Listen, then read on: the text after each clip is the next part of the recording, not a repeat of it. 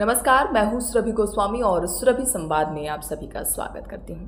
आजकल पेट्रोल में ethanol blending को लेकर खूब चर्चा हो रही है। सरकार इसे ऊर्जा सुरक्षा और किसान कल्याण की बड़ी योजना बता रही है, जबकि आम लोग माइलेज घटने की शिकायत कर रहे हैं। तो आइए इसी मुद्दे को बिना किसी पक्षपात के समझते हैं, संतुलित तरीके से समझते हैं और रियलिटी क्या है इस चीज को जानने की कोशिश करते हैं। लेकिन उससे पहले ये ध्यान से सुनिए। So chemical ethanol is a carbon chain 2, that is C2, C2H5OH, whereas the petrol that you are using is somewhere much higher in the range between C8 to C10 or C12. So for every molecule of petrol burnt versus every molecule of ethanol burnt, the CO2 levels will be necessarily lesser.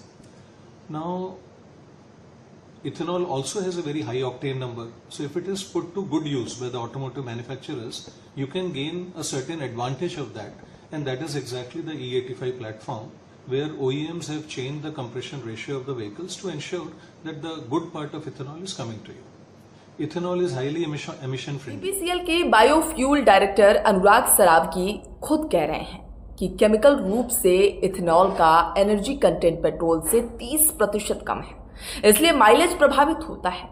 और ये बात कई लोगों के अनुभव से भी बिल्कुल मैच करती है। यानी कि नियम लागू करना एक तरह का प्रयोग भी हो सकता है। और ये बात खुद सरावगी साहब ये कहते हुए नजर आ रहे हैं इस इंटरव्यू के दौरान। पहले इंटरव्यू की वीडियो पोस्ट की जाती है, पर अफसोस कि बाद में से डिलीट कर दिया गया। वही सरावगी मुकर रहे हैं। अब उनका कहना है कि इथेनॉल को पॉजिटिव नजरिए से देखना चाहिए, जो खुद कह रहे थे कि शायद ये पब्लिक पर एक प्रयोग हो सकता है। हाई ऑक्टेन कम उत्सर्जन की बात करते नजर आ रहे हैं।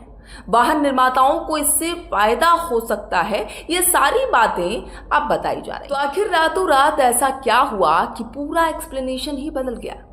किस लॉबी ने दबाया? किसके इशारे पर सच को छिपाया जा रहा है?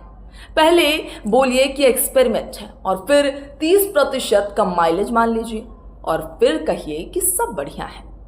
इधर गाड़ी का माइलेज गिर रहा है, पॉकेट खाली हो रही है और इंजन भी खराब हो रहे हैं, और ऊपर बैठे लोग कह रहे हैं कि सब चंगा है, ये पर्यावरण के लिए अच्छा है। तो आखिर E0 पेट्रोल का विकल्प क्यों नहीं दिया जा रहा? क्यों जबरन थोपा जा रहा है इसको? किसानों का फायदा है, अच्छी बात है, लेकिन आम आदमी का नुकसान किसके खाते में जाएगा? पेट्रोलियम लॉबी या फिर कोई और लॉबी? तो आखिर सच्चाई क्या है?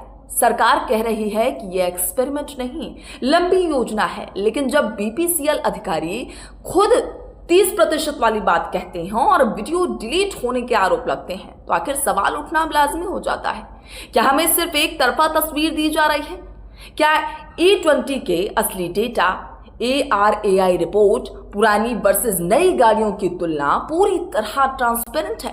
नीति अच्छी हो सकती है, लेकिन आम आदमी की जेब और गाड़ी पर असर को नजरअंदाज बिल्कुल नहीं किया जा सकता। वो कहते हैं ना, सच छिपाने से भी नहीं छिपता। वीडियो डिलीट कर दिया जाता है, बयान बदल दिए जाते हैं, लेकिन जेब तो कट रही है, वो छिप नहीं सकती। माइलेज कम क्यों है? सच क्यों छिपाया जा रहा है? क्या सच में प्रयोग चल रहा है?